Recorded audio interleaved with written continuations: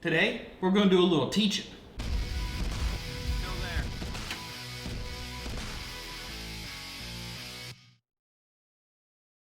Welcome to the channel, guys. Welcome to the hair experience. I am Curtis, your guide to get banging hair back on your head. No pills, no surgeries, no erectile dysfunctions, no things like that. Hit the subscribe button, hit the like button if you like my content.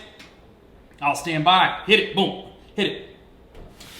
I'm trying to get that subscriber count up, guys. I really am. I'm trying my hardest. It just, I don't know, it shows me that you guys like my videos. Anyways.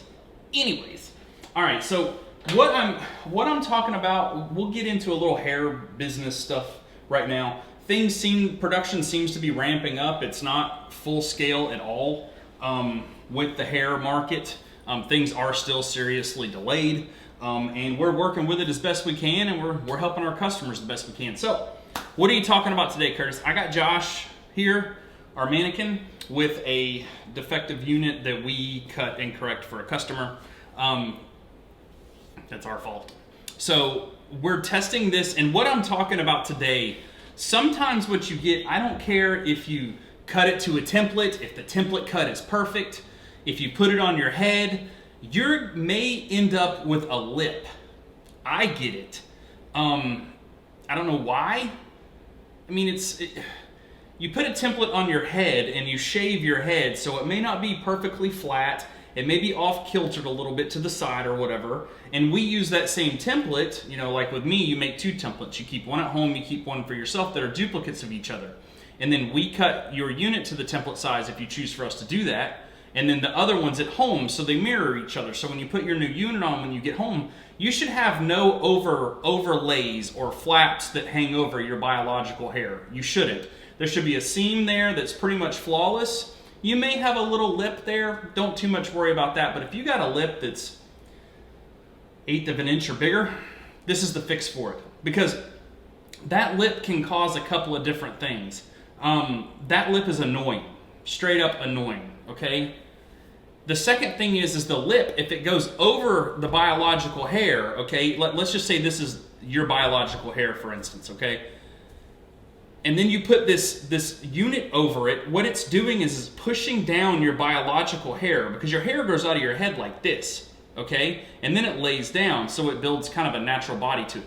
But if you put that lip over your biological hair, it lays your biological hair down, which is not good for aesthetics. It does not look good. Because you've got hair coming out of the unit like this, and then your biological hair doing this, it kind of makes this unmeshed area that doesn't blend well. So this is, guys, this can't be any simpler, really, honestly. It's really kind of, I don't know, basic. So it's super easy. Anything past about right here, behind your ear, is gonna take someone else to help you. Unless you're gutsy. I'm not.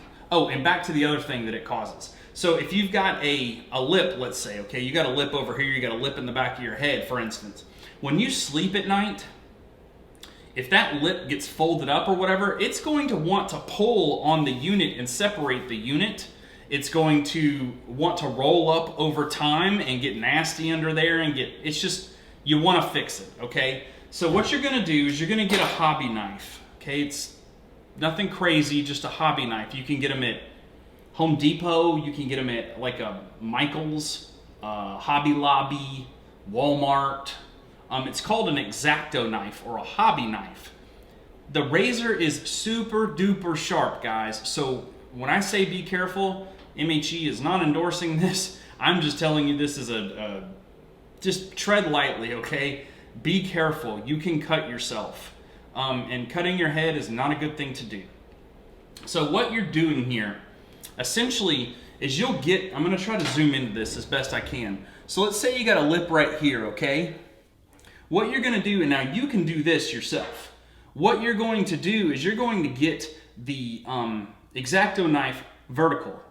You're going to get the lip horizontal, okay? Horizontal is horizon, vertical is straight up and down.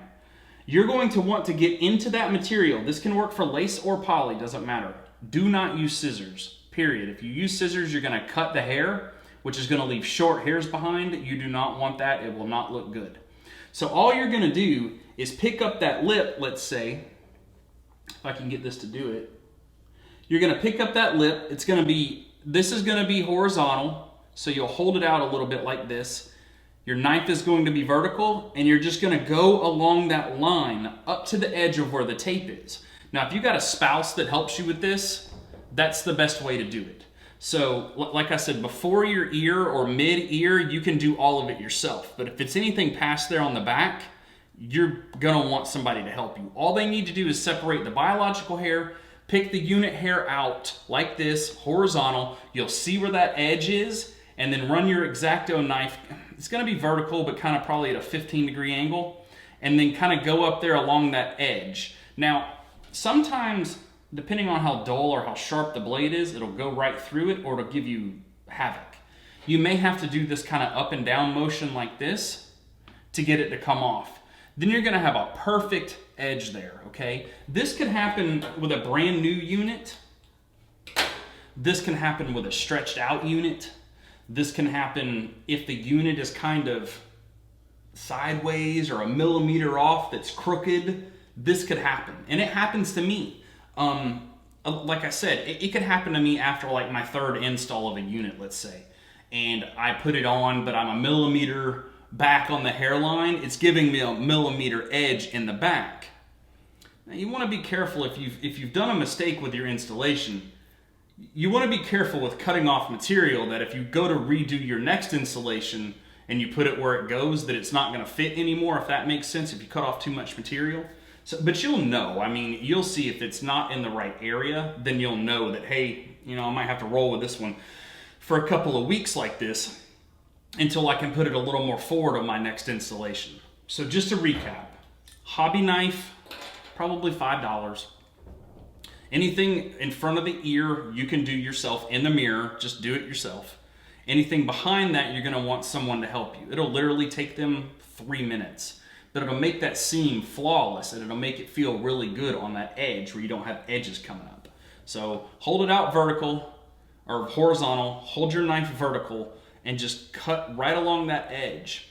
You really want to control the hair too, okay? You don't want to cut the other hair that's remaining behind, so you just want to go straight up and down as much as you can. I hope that helps. It helps me a lot because you don't want to get scissors in there because, like I said, you're going to cut the other hair, and that's definitely a no-no. That is a bad move. So that's what I got today, guys. I hope that information's helpful. I know it's helpful for me. Hit the thumbs up button if my content's helpful. Hit that subscribe button. It's super important to your boy. And we'll see you. Oh, one other thing. Guys, the video ebook, the written ebook, those things are super helpful. If you've got questions, it will walk you through the entire thing from start to finish. It's cut and dry. Starter kits are all in stock. Everything is here for products, accessories, all that stuff. The only thing we're having a hard time with is hair units themselves. That's what I got. If you need me, holler at me, and we'll see you in a couple of days. Thanks.